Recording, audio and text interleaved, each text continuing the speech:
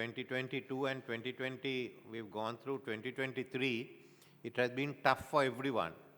So we've given some form of a pay increase or allowance to all the government sector. Private sector outside plantations have also received increases. It is the plantation sector. Now this matter is coming up because CWC is one of the unions that has taken this up with the government. 3-4 unions have come out. So I don't think there's full agreement there, otherwise they won't come to us. So whatever agreement we have, we must come to it quickly without there being trade union action.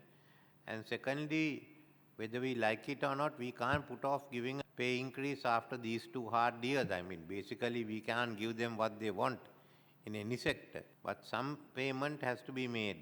So these are the minimum limits that they have been talking of.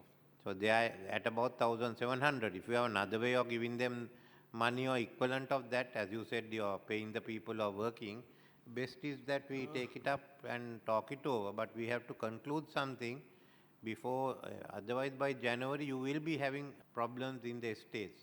Then if you are forced to give another increase, you lost the battle. You might as well give something now and keep control of it.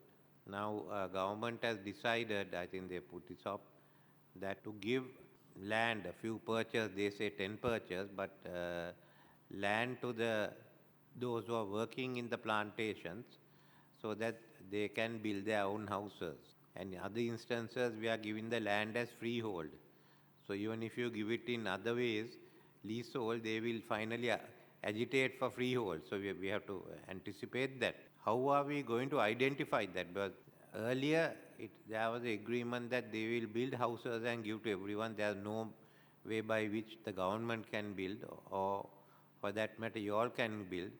So the final arrangement was that we give them the land, and then they build their houses. Now this land is within the plantations, and in time to come it can be an independent village.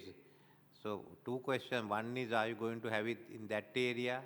Are we going to have it outside? Then what are the financial adjustments we have to make with you all? What about the people who are living there, who are no longer working in the plantations? So these are issues that we'll have to go to, and sometimes you may not be able to give where the line rooms are now. It may be better for you to give it outside there.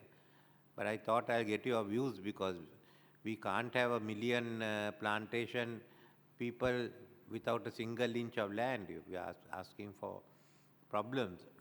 I would have liked to have, I was in favor of giving them storied buildings, but at the moment we don't have the money for storied buildings.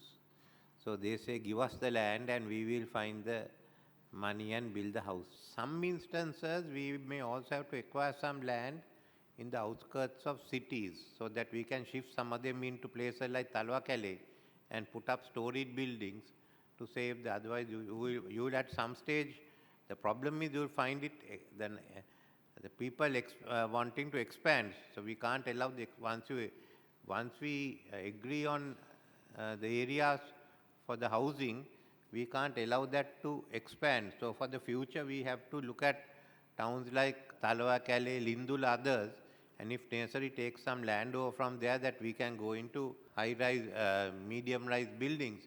So let's plan it out. I want the plantation companies also to be involved in it together with the UDA. So I want to, I think we should have a definite decision of what's the land that's going to be for agriculture and what's the land that will be available for other work. Because what we have to do now is, in my view, a transformation of the plantation system into something modern. The third one is, I think many of you are looking at different forms of contract cultivation instead of going in for the plantation labor. Now, on the basis of this, can we discuss it further and agree on some models? But at some stage, you will have to come to this model of cultivation. I think some of you are doing it, no? So Dr. Samaratunga will have to appoint some committee from the ministry and these. It's better if you can go there, because otherwise there will always, you also have a problem of paying salaries. So let's see what we can work this out on here. The next is that we will be giving out land for commercial plantation, commercial agriculture. We are trying to identify about another 200,000. somehow it will come in the Mahavalley area. We will look for export crops. Large amounts will come in the Mahavalley area.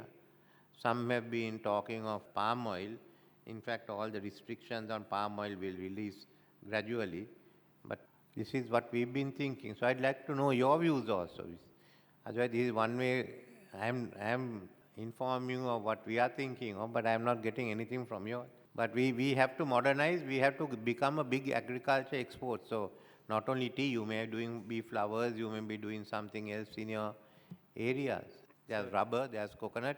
In addition to this, we will have a discussion, separate discussion, the future of tea, future of coconut, future of rubber, how we are going to develop it. But this is in relation to the land